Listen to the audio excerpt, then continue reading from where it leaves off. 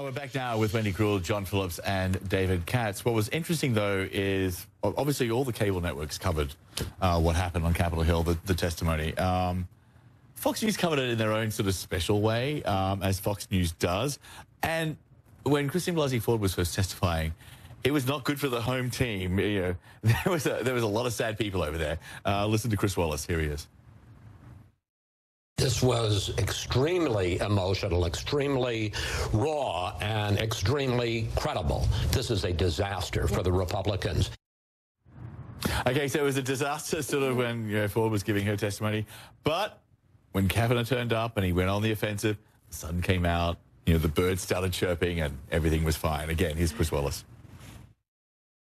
Well, I think some of us had some questions as to whether or not Judge Kavanaugh was going to be able to match the emotion, just the raw moments that we saw from Christine Blasey Ford this morning, and the answer is absolutely yes. It was exactly what a lot of people were hoping for, wondering, waiting for.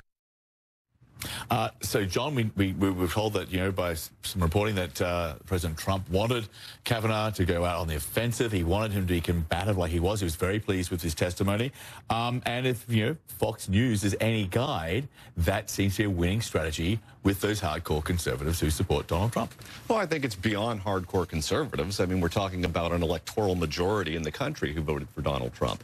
So the anger and the vigor that you saw from Judge Kavanaugh today is something that I think was required here. You have charges that he's a rapist without any evidence to back them up, being on the front page of every newspaper in the nation. It's a ploy by the Democrats to try to delay this thing as much as they possibly can to ultimately leave this seat vacant until a Democrat potentially could take over the presidency in 2020. I think he saved this seat. I think he's going to vote. He's going to get voted out of the committee tomorrow, and I think he's going to get approved by the Senate on Saturday, and he should. Firstly, there is evidence. There is reasons for an investigation.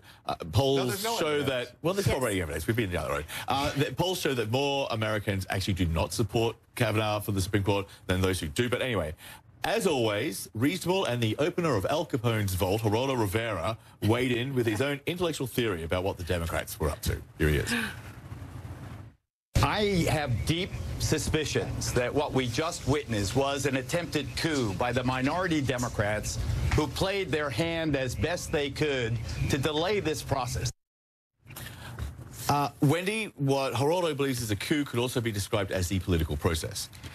And getting to the truth. Yeah. We have to remember that this is a woman who was sexually assaulted, and she is a victim, and she is telling the truth. She has nothing to gain to putting her life out online here, other than, as she said, to do her civic duty. I still cannot understand why they will not have Mark Judge come testify. In any other issue, you would have the third person in the room actually there and testifying. The FBI is not impotent. The FBI could ask those questions. The decisions ultimately are by the Senate Judiciary Committee, but they can ask the tough questions and be able to even ask some of the questions of Mark Judge. Did you and Judge Kavanaugh go drinking? Was there ever a time that he was actually blacked out? Was there all of these things that he's been accused of? But they won't even have Mark Judge there. Why? Because they don't want to get to the truth. We also, a few hours ago, unofficial White House spokesman Sean Hannity went to air. Here's his verdict on the hearing. This has not been about protecting victims or finding the truth even. To them, from day one, Chuck Schumer leading the way, this has all been political. Is re-election more important than another person's life here? Did anybody hear the pain in Brett Kavanaugh's voice today?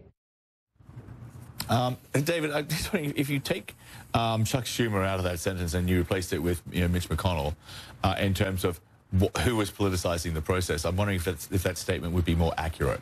Well, there's no doubt that the Republicans politicized the process because President Obama was the president. He had a right to appoint a nominee after Justice Scalia died.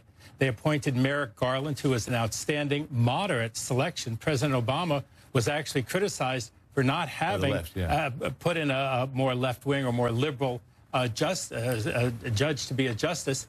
Merrick Garland was brilliant. He was centrist. and yet the Republicans would not even give him a hearing for a year. When you hear that this seat can't be open on Monday or Tuesday because the Supreme Court is going to start the first Monday in October, this Monday next, the Republicans let that seat stay open for a year. They let it be 4-4, even if that meant that the Supreme Court couldn't decide important matters of federal law. And if I could just add one other comment, I think that there will be, if the Democrats are ever in control of the presidency and both houses of Congress, I think it's certain that there'll be a movement to expand the Supreme Court. The Supreme Court does not have to have 9 members. They have a huge workload. Courts have sat en banc around the country with 13 judges, 11 judges. Those en banc panels have been great.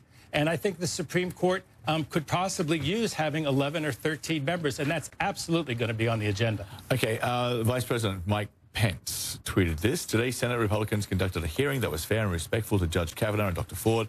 The same cannot be said of the Democrats based on today and his decades of service. I stand with Judge Kavanaugh, a person of integrity and impeccable credentials. Take the vote. What are the implications here, though, of having a potential Supreme Court justice so openly cheered not just by the administration, but by, its state-controlled television news network as well over there at Fox? Absolutely, and that's been from the beginning. He has avoided a lot of questions that were asked, wouldn't answer them during this whole process prior to these accusations. They have not provided all the documentation that was requested by the Democrats that has been provided in previous nominations of Supreme Court justices. And I think that this has triggered in a lot of people that you're going to see in November a big change in the kind of votes, because people want the truth to come out and they want to have a process that has some credibility. And John, it does seem like something's changed because we now have openly partisan nominees for the Supreme Court. I want to read you a headline. Okay. This is from CNN Politics. This is July 13th, 2016. The headline from CNN.com. Okay. Justice Ruth Bader Ginsburg calls Trump a faker. He says she should resign. And she apologized.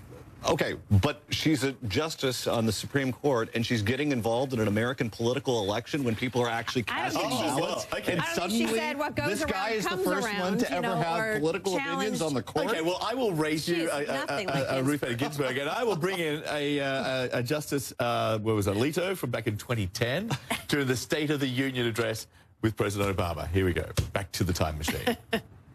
With all due deference to separation of powers, last week, the Supreme Court reversed a century of law that I believe will open the floodgates for special interests, including foreign corporations, to spend without limit in our elections.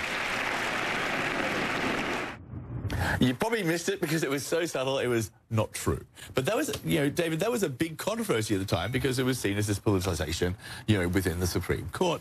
But what we saw on Thursday before the committee, that has gone way off the reservation, way beyond anything we've ever seen. Well, I think that, yes, I think that Judge Kavanaugh interrupting the questioners who are senators who are supposed to advise and consent, they're supposed to ask him questions. They have the floor. For him to yell back at them, to speak over them, to treat them with such disrespect. And it sounded like, well, the payback is coming. If I get in there, the political payback is coming. And if people think the Supreme Court is just a way to, even up the score and fight political battles, it won't have the respect that it needs so that we have the rule of law. The rule of law is crucial to the functioning of society. Democrats, Republicans, they've worked in different administrations. They've worked together. They have common goals, which is that there be precedent, that, they just overturned a 22-year-old precedent against the public sector unions last time. This idea that they can't overturn a precedent like Roe v. Wade, or they can't strangle a woman's right to choose. And that's the question. Are Senators Collins and Murkowski, did they just want to have a nice hearing? Because they had a nice hearing. They were nice to Dr. Ford during the hearing. Or do they want to actually vote on something that's so crucial for the future? I guess the question is, we're out of time, but very quickly, John, where does it end? Because it just keeps getting worse, and both sides are guilty. Okay, so go back to when Harry Reid was running the Senate, and he decided to employ the nuclear option to get judges confirmed. What happened? Well, the Republicans eventually got back in power, and they used the same thing for the Supreme Court. If all of a sudden you can end someone's career with allegations and no evidence, guess what? There are a lot of members on that committee who have lots of allegations against them, and their political careers could be over. They don't want to hear the evidence, and I think she's put the evidence for it. Yeah, subpoena Mark Judge. Okay, there are a lot of questions. Anyway, but, you know, hey, thank you. Wendy, John, and David. Over the years, you've all been great. David, recent addition, and we're going to, well, I'm certainly going to miss all of you. So We've enjoyed it. Thank you. We're sure going to miss you. Good luck to you. We're sure going to miss you.